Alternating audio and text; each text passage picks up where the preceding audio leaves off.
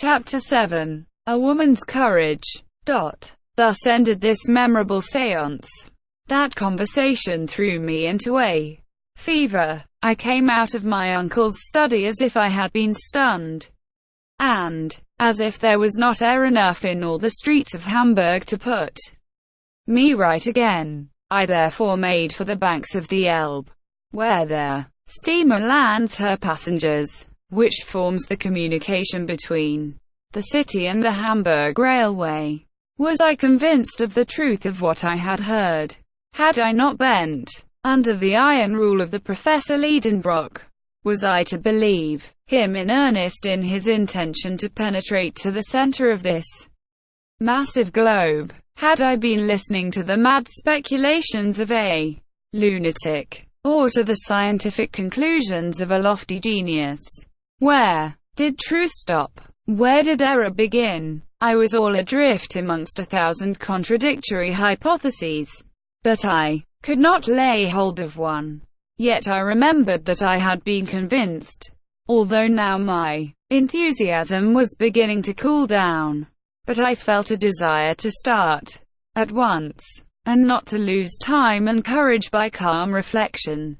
I had, at that moment, quite courage enough to strap my knapsack to my shoulders and start. But I must confess that in another hour this unnatural excitement abated. My nerves became unstrung, and from the depths of the abysses of this earth I ascended to its surface again.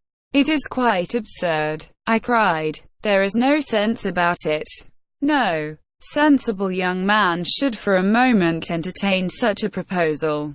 The whole thing is non-existent. I have had a bad night. I have been dreaming of horrors." But I had followed the banks of the Elbe and past the town. After passing the port too, I had reached the Altona road. I was led by a presentiment, soon to be realized, for shortly I espied my little Graubin bravely returning with her light step to Hamburg. "Graubin!" I cried from afar off. The young girl stopped, rather frightened perhaps to hear her name called after her on the high road. 10 yards more, and I had joined her. "Axel!" she cried, surprised. "What? Have you come to meet me? Is this why you are here, sir?" But when she had looked upon me, Graubin could not fail to see the uneasiness and distress of my mind. "What is the matter?" she said, holding out her hand. "What is the matter, Graubin?" I cried. In a couple of minutes my pretty Virlandaise was fully informed of the position of affairs. For a time she was silent. Did her heart palpitate as mine did? I don't know about that. But I know that her hand did not tremble in mine. We went on 100 yards without speaking. At last she said, "Axel, my dear Graubin, that will be a splendid journey." I gave a bound at these words. "Yes, Axel, a journey worthy of the nephew of a savant. It is a good thing for a man to be distinguished by some great enterprise." "What, Graubin, won't you dissuade me from such an undertaking?" "No, my dear Axel, and I would willingly go with you, but that a poor girl would only be in your way." "Is that quite true?" "It is true." "Ah, women and young girls, how incomprehensible are your feminine hearts. When you are not the timidest, you are the bravest of creatures. Reason has nothing to do with your actions." What did this child encourage me in such an expedition? Would she not be afraid to join it herself? And she was driving me to it, one whom she loved. I was disconcerted, and, if I must tell the whole truth, I was ashamed. "Graubin, we will see whether you will say the same thing tomorrow." "Tomorrow, dear Axel, I will say what I say today." Graubin and I, hand in hand, but in silence, pursued our way. The emotions of that day were breaking my heart.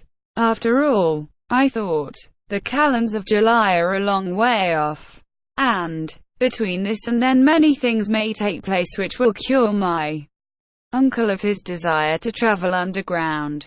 It was night when we arrived at the house in Königstrasse. I expected to find all quiet there. My uncle in bed as was his custom, and Martha giving her last touches with the feather brush. But I had not taken into account the professor's impatience. I found him shouting and working himself up amidst a crowd of porters and messengers who were all depositing various loads in the passage. Our old servant was at her wit's end. "Come, Axel, come, you miserable wretch," my uncle cried from as far off as he could see me. "Your boxes are not packed, and my papers are not arranged. Where's the key of my carpet bag? And what have you done with my gaiters?" I stood thunderstruck. My voice failed. Scarcely could my lips utter the words, "Are we really going?" "Of course, you unhappy boy." Could I have dreamed that Ion would have gone out for a walk instead of hurrying your preparations forward? "Are we to go?" I asked again, with sinking hopes. "Yes, the day after tomorrow, early." I could hear no more. I fled for refuge into my own little room. All hope was now at an end. My uncle had been all the morning making purchases of a part of the tools and apparatus required for this desperate undertaking. The passage was encumbered with rope ladders, knotted cords, torches, flasks, grappling irons, alpenstocks, pickaxes, iron-shod sticks, enough to load 10 men. I spent an awful night. Next morning I was called early. I had quite decided I would not open the door.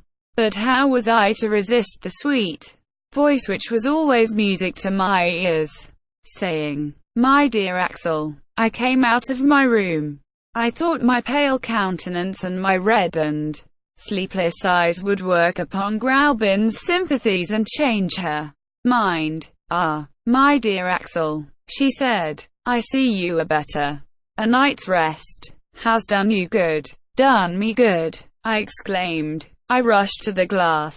Well, in fact I did look better than I had expected. I could hardly believe my own eyes. "Axel," she said, "I have had a long talk with my guardian. He is a bold philosopher, a man of immense courage. And you must remember that his blood flows in your veins.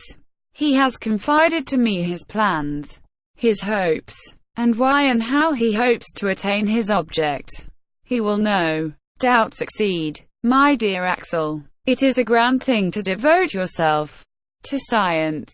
What honor will fall upon Herr Liedenbrock, and so be reflected upon his companion. When you return, Axel, you will be a man, his equal, free to speak and to act independently, and free to..." The dear girl only finished this sentence by blushing.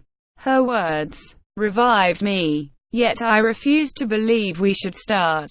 I drew Graubin into the professor's study. "Uncle, is it true that we are to go? Why do you doubt?" "Well, I don't doubt," I said, not to vex him, "but I ask, what need is there to hurry? Time, flying with irreparable rapidity. But it is only the 16th of May, and until the end of June. What, you monument of ignorance! Do you think you can get to Iceland in a couple of days? If you had not deserted me like a fool, I should have taken you to the Copenhagen office, to Liffender Co., and you would have learned then that there is only one trip every month from Copenhagen to Reykjavik, on the 22nd. Well, if we waited for the 22nd of June we should be too late to see the shadow of Scartaris touch the crater of Sneffels. Therefore we must get to Copenhagen as fast as we can to secure our passage. Go and pack up." There was no reply to this. I went up to my room. Graubin followed me. She undertook to pack up all things necessary for my voyage. She was no more moved than if I had been starting for a little trip to Lübeck or Heligoland. Her little hands moved without haste. She talked quietly. She supplied me with sensible reasons for our expedition. She delighted me, and yet I was angry with her. Now and then I felt I ought to break out into a passion. But she took no notice and went on her way as methodically as ever. Finally the last strap was buckled. I came downstairs. All that day, the philosophical instrument makers and the electricians kept coming and going. Martha was distracted. "Is Master mad?" she asked. I nodded my head. "And is he going to take you with him?" I nodded again. "Where to?" I pointed with my finger downward. "Down into the cellar," cried the old servant. "No," I said. "Lower down than that." Night came, but I knew nothing about the lapse of time. "Tomorrow morning at 6 precisely," my uncle decreed. "We start." At 10 o'clock I fell upon my bed, a dead lump of inert matter. All through the night terror had hold of me. I spent it dreaming of abysses. I was a prey to delirium. I felt myself grasped by their professor's sinewy hand, dragged along, hurled down, shattered into little bits. I dropped down unfathomable precipices with their accelerating velocity of bodies falling through space. My life had become an endless fall. I awoke at 5 with shattered nerves, trembling and weary. I came downstairs. My uncle was at table, devouring his breakfast. I stared at him with horror and disgust. But dear Grauben was there, so I said nothing, and could eat nothing. At 5:30 there was a rattle of wheels outside. A large carriage was there to take us to the Altona railway station.